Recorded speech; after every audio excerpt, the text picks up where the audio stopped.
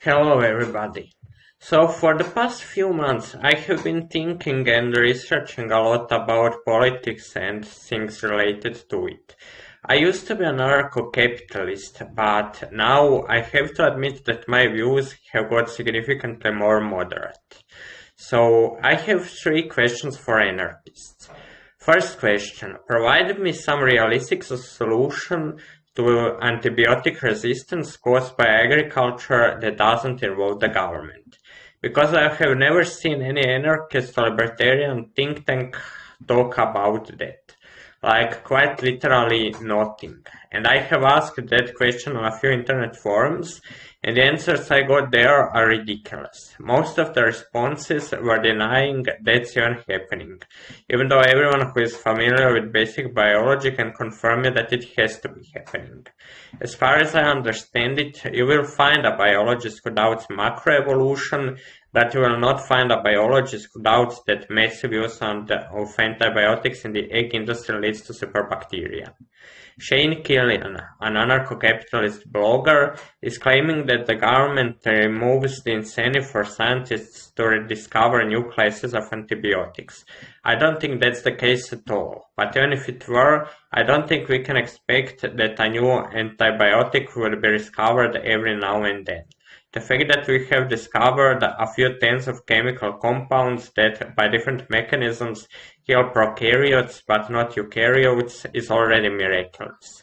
We cannot expect there to be infinitely many such compounds and mechanisms. It's important to understand that widespread vegetarianism, even if we consider that realistic, perhaps we are lab-grown meat, would not address the problem. Most of the antibiotics today are used in the egg industry, not in the meat industry, and as far as I know, there is no possibility of us having lab-grown eggs anytime soon. Widespread veganism, which I don't think is realistic, would indeed address the problem, but it would not completely solve it. Namely, significant amounts of antibiotics are used in the plant agriculture, mostly vineyards, for disease prevention, speeding up the growth. If bacteria which attack plants become resistant to antibiotics, most biologists seem to agree that those genes will sooner or later transfer to the bacteria that attack humans via horizontal gene transfer. Bacteria, unlike other living beings, can conjugate with their quite distant relatives. So once again, provide me some realistic solution to that problem which doesn't involve a government. It seems obvious to me that the government should do more about that problem rather than less. The government already regulates antibiotic use in agriculture. Without government regulations, the amount of antibiotics used in the egg industry would arguably be much bigger. You need to understand that antibiotic resistance is a way more serious problem than global warming. Dangers of global warming are all hypothetical. We don't know what will happen if the Earth gets 2 degrees warmer.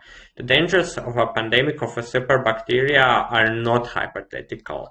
We have seen what happens in such cases with the recent pandemic. Even if we shouldn't do anything about global warming, it doesn't mean that we should do nothing about antibiotic resistance. Second question, ask yourself, what would happen to the internet if government regulations didn't exist? I have a bachelor degree in computer science and I have done some research about it. And it seems to me that without government regulations, the internet would be paralyzed by the denial of service attacks made easy by many ISPs incorrectly setting up their DNS servers. If not for the government regulation, many ISPs would probably set up their DNS servers to respond to requests from all IP addresses rather than just the IP addresses of the users they are supposed to serve. And since DNS servers often respond with long responses to short queries, hackers would spoof their IP addresses as if their DNS requests come from the IP of the server they are attacking, finding the server they are attacking with the DNS responses to queries it did not actually make. Hackers would need to use very little bandwidth for that, since they could massively amplify the attacks using improperly set up DNS servers of various ISPs. What is some realistic solution for that problem that doesn't involve a government? I don't see one. In my opinion, the government is not doing enough here. In my opinion, governments should force the ISPs to use DNS or HTTPS rather than unencrypted DNS. That will slightly slow down the internet, but would make both the DDoS attacks utilizing DNS for amplification, as you cannot make DNS or HTTPS requests while spoofing your IP address and spying which websites you are visiting using DNS impossible. Why should it be that web hosting services should have to have some anti-DDoS defenses, that it is possible to track what people are doing online just because the ISPs are using legacy technology? So once again, it seems obvious to me that the government should do more rather than less. I have asked this question about how DNS depends on the government to work properly on a forum about anarchism, and most of the responses there assume that your ISP can somehow protect you against that kind of denial of service attacks at the expense of your internet speed. When asked how exactly your ISP can protect you against that kind of denial of service attacks, people there are not giving coherent responses. If you ask me, I think people on that forum don't understand the basics of how the internet works. Don't get me wrong, we absolutely should be looking for technical solutions to technical problems, rather than political solutions to technical problems, and that usually can be done. However, for the problem of incorrectly set up DNS servers being used to amplify denial of service attacks, that doesn't appear to be an appealing to technical solution, only a political one. I suppose somebody might say that with those two questions about superbacteria and DNS, I'm committing the unicorn fallacy, that I'm imagining some unrealistic governments. But I am not. Those are things that just about every government around the world does, at least way better than an anarchy would do.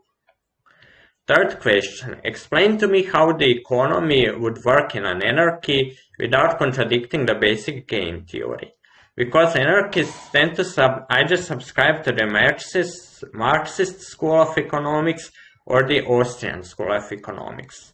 The problem is that neither of them work even on paper. The basic game theory predicts that a society that tries to base itself on Marxist economics will fail almost immediately to the tragedy of the commons, and that a society that bases itself on Austrian economics will fail very soon due to the paradox of thrift.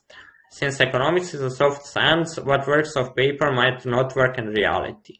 But the problem is that anarchists are unable to even provide an explanation of how an economy should work that at least works on paper. Why do many more economists buy into Keynesian economics than into Austrian economics? Well, the answer seems obvious to me, because Keynesian economics is at least not an attempt to deny basic game theory. It at least works on paper. Now, I am not saying that Keynesian economics is right, but I am saying that it is way more probable than the Austrian economics, or for that sake, Marxist economics.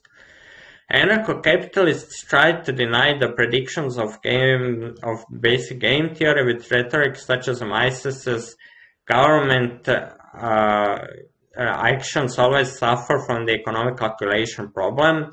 Prices can only be determined in a decentralized manner, or Friedman's government spending means less money spent carefully and more money spent carelessly, or Michael Humer's governments are in the position of medieval physicians. Any cure that the government attempts to apply will have either no effect or turn out to be counterproductive.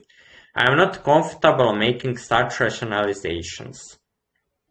The Mises' argument appears to contradict basic informatics. Find me some algorithm in computer science that is easier to implement in a multi-threaded way than in a single-threaded way. It seems obvious to me that there cannot be such an algorithm. There is this perception among people who are not educated in computer science that decentralization solves all sorts of problems. In reality, decentralization, as we are taught in our computer networks classes, quite often creates problems. Large centralized wireless networks cannot exist due to the problem of the hidden terminal. That's when a computer can correctly estimate the amount of traffic that is flowing to the network, but is underestimating the number of computers in the network because some of them are too far away to be detected. In that case, the computer will refuse to send the data it has to send because it incorrectly believes the network is overloaded. That's why there needs to be some level of centralization in wireless computer networks. Doesn't it seem at least possible that the same is true for economies? As for the Freeman's argument, individuals are careful with how they spend their own money. Really, to me, it seems that even people who try to be careful not to hurt the society with the way they spend their money, spend money in a harmful way all the time. Almost everybody buys eggs from factory farms, for example, even though that's the number one thing that increases the risk of a pandemic of superbacteria occurring. And even if that were true, how does it follow that the government spending cannot get us out of depression? As for the Michael Hammer's argument, well, that actually makes some degree of sense. However, we need to understand that even medieval medicine was more likely to help than to hurt you. Bloodletting in medieval medicine was actually rare. Therefore, George Washington was an exception rather than the rule. Furthermore, I think it is undeniable we know more about how society works than medieval physicians knew about how human body works. Furthermore, we have the scientific method to evaluate our supposed cures. Medieval physicians didn't have that. What made me realize just how stupid those anarchist so-called schools of economics are was this. I published a paper applying information theory to the Croatian river names, and I went on to discuss it on various internet forums. Many people there, in fact most of them, apparently had a blind faith that information has nothing to say about the names of places. My arguments weren't even attempted to be refuted, they were simply rejected. People were rejecting my arguments without finding any specific flaw in them.